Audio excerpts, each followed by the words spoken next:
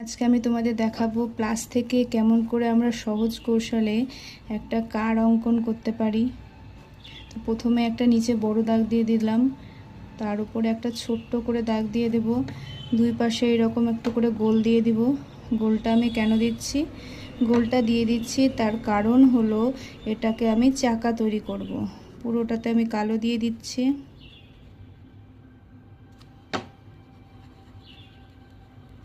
এইরকম সহজ কৌশলে যদি তোমরা ছোট শিশুদের আঁকানো শেখাতে চাও তাহলে আমার ভিডিওগুলো ফলো করবে এবং সাবস্ক্রাইব করে দেবে। তারপর উপরের পোর্শনটা আমি এঁকে নেব, এই পোর্শনটাও আমি এঁকে নেব। এখন সামনের পোর্শনটা কার্ডের এঁকে নিচ্ছি।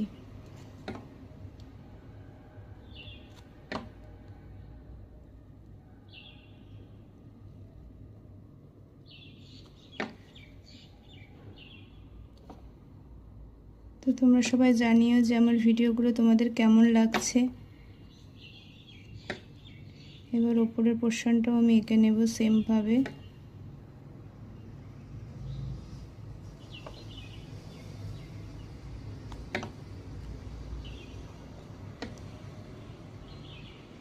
তো আমার কার্ডটা আঁকানো কমপ্লিট হয়ে গেল। তো সবাই জানিও যে কেমন হয়েছে। Bye bye.